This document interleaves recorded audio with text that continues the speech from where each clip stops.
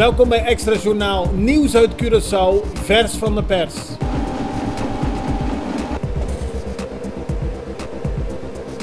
En dit is het nieuws van vandaag. In verband met de geplande bezuinigingsmaatregel wil minister-president Eugène Ruggenaat de komende tijd in gesprek met de Curaçaose gemeenschap. Op die manier wil hij nationale consensus bereiken over het feit dat er maatregelen moeten worden genomen. Ruggenaat wil onderzoeken welke maatregelen de bezuinigingen zullen hebben op de samenleving en in overleg met Nederland wil hij meer tijd om de beslissingen door te voeren. Zoals bekend hebben veel belangengroepen de afgelopen periode laten weten niets te zien in de aangekondigde bezuinigingen die de economische groei en de koopkracht van Curaçao negatief zouden beïnvloeden. De 25-jarige Clavienna Isidora is zaterdagavond rond 7:30 omgekomen bij een auto-ongeluk op de Santa Rosaweg ter hoogte van Suikertuintje. Het is alweer het 7e dodelijke verkeersslachtoffer van dit jaar. De chauffeur van de auto waarin de vrouw zat raakte om nog onbekende redenen de macht over het stuur kwijt en reed tegen een muur aan en daarna tegen een boom.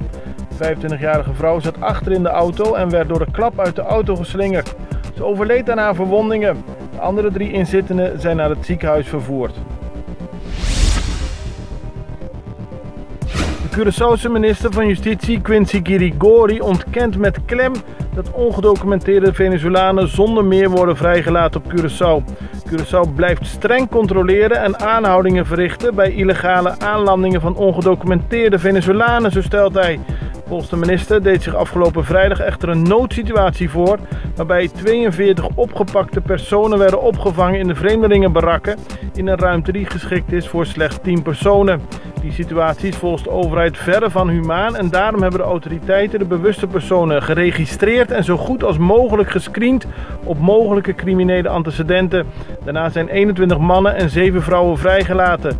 Wanneer mogelijk worden deze personen alsnog verwijderd. De minister benadrukt dat het hierbij gaat om een noodsituatie.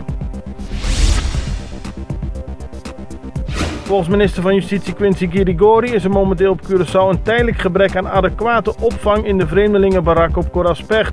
De ruimtes waren door vernielingen in slechte staat. Met hulp uit Nederland wordt daarom nu gewerkt om deze opvangmogelijkheid te verbeteren. Begin volgende week zijn de barakken weer bruikbaar. Sinds 2 weken kunnen geen ongedocumenteerde Venezolanen meer naar Venezuela worden gestuurd, omdat de regering van president Maduro de grenzen heeft gesloten. Theo Heiliger, leider van de partij United Democrats op Sint Maarten, heeft afstand gedaan van het leiderschap van de partij. Hij zit momenteel vast op Bonaire en volgens hem kan hij op die manier geen leiderschap meer geven aan de partij. United Democrats is de grootste partij in de huidige coalitie. Volgens Theo Heiliger wil hij alles aan doen om te zorgen dat hij weer terug kan komen in alle vrijheid. Maar tot die tijd is hij dus geen leider meer van de partij. Dat liet advocaat Eldon Peppic Silveran weten. Het nationale voetbalelftal van Curaçao heeft dit weekend de kwalificatiewedstrijd voor de CONCACAF Nations League verloren. In Noord-South won Antigua en Barbuda met 2-1. Met de rust was het nog 1-1, maar 4 minuten na rust kwam Antigua en Barbuda op voorsprong. Die gaf het team niet meer uit handen. Curaçao had alle 3 de wedstrijden in de kwalificatiereeks voor de CONCACAF Nations League tot nu toe gewonnen. Dit was de eerste nederlaag. Curaçao staat nu 4e, waardoor het nog steeds rechtstreeks gekwalificeerd kan worden voor de A-League van de 2019 CONCACAF Gold Cup.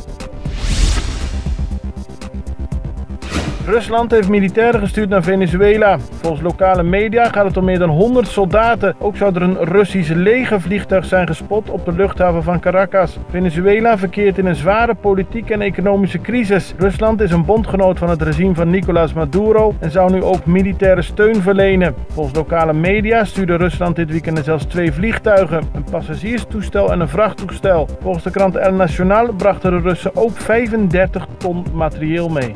Dit was Extra Journaal met nieuws uit Curaçao in het Nederlands elke doordeweekse dag. Tot de volgende keer.